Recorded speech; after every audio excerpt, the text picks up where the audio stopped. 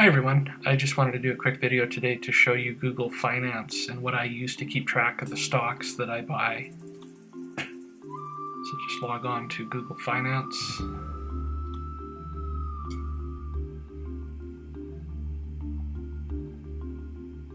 So if you're new to Google Finance, you can just type something in here, say CL for Colgate, and Colgate Palmolive will come up.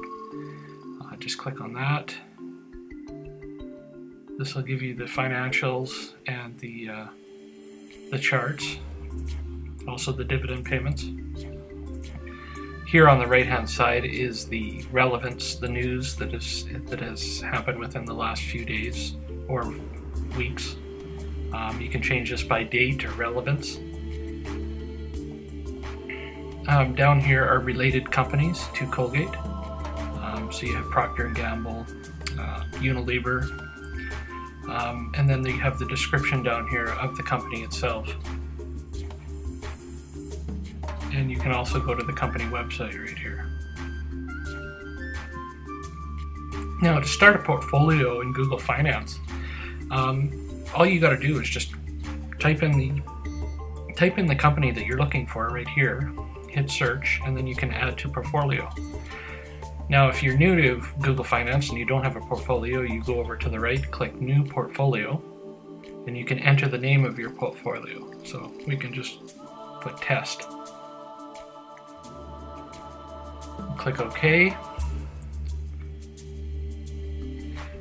Now you want to enter the symbol again, CL for Colgate. Bottom. And go Add to Portfolio.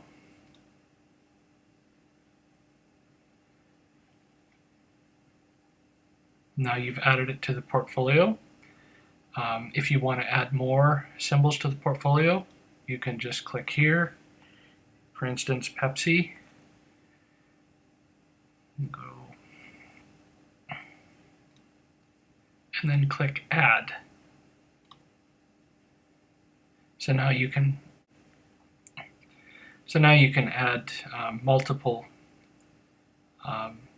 symbols and companies to your portfolio. Now, if you want to create another portfolio, just go up here and create another portfolio, and you can create a whole bunch. I've created quite a few on the side here. On the left-hand side, they all show up, and here's the test right here that has shown up.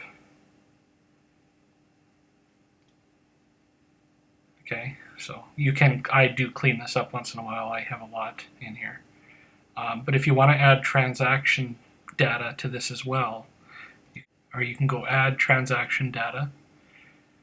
You type in the symbol CL, the date you bought it,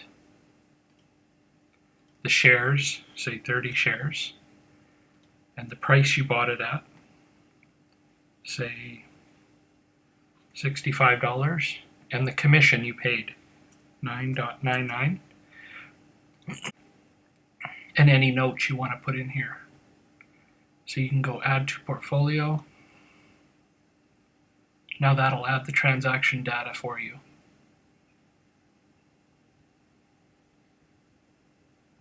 See, Pepsi, we have not done that, so it doesn't show anything. Colgate Palmolive shows the shares that we own, the cost basis that we paid, market value, the gain or loss, and the day's gain, and the overall return.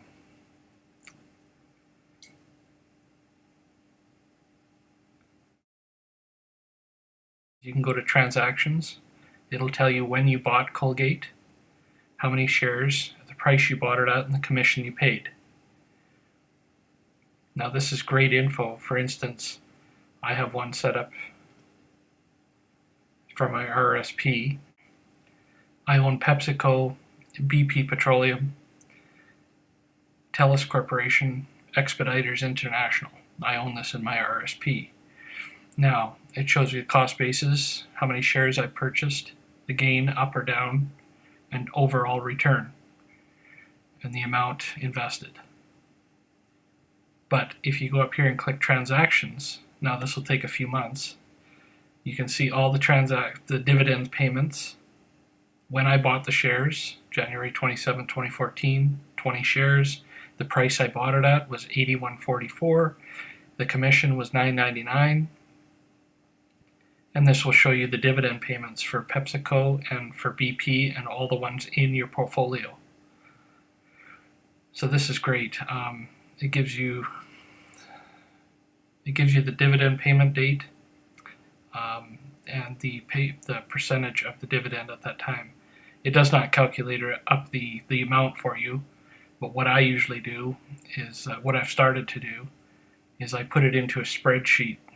So I just, for instance, copy this, hit copy,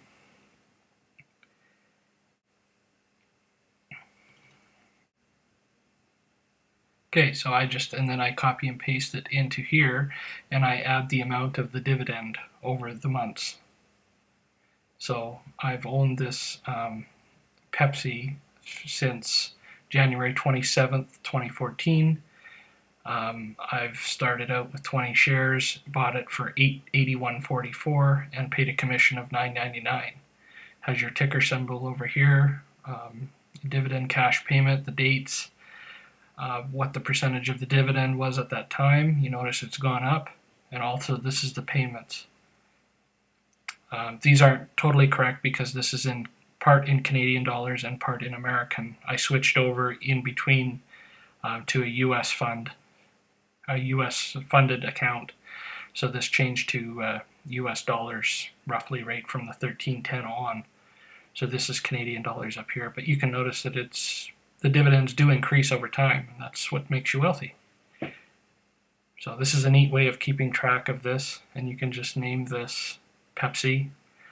You can do this with Microsoft, or I use a Mac version and just save this, and then just every 2 or 3 months you can just go through and add the transaction data. I also added one for stocks I want to add. So these are all the stocks that I would like to add. I have not bought, but I would like to add Fortis, Starbucks, Enbridge, Walt Disney, Procter & Gamble, Couche-Tard, Kinder Morgan, Mondelez, and Toronto Dominion Bank. So I'm watching these. If they drop, I will enter into one of them, or possibly more if the market continues to drop. But these are all good dividend-paying companies. So the neat thing is you can add different portfolios like this. You can do watch lists. Some Canadian companies. I do one for the Canadian banks so that I can keep track of all the Canadian banks and dividend-paying stocks. These are just a whole mix of dividend-paying stock. I hope you found this video helpful. If you follow me on Facebook at Canadian DIY Stock Investing, please like and share the page. I'd like to get more subscribers if I can. It's non-profit, so I just like to share ideas with everyone. Yeah, it's Canadian DIY Stock Investing. We currently have 37 members. I'd like to get that number up if we could. So please share and like this page on Facebook.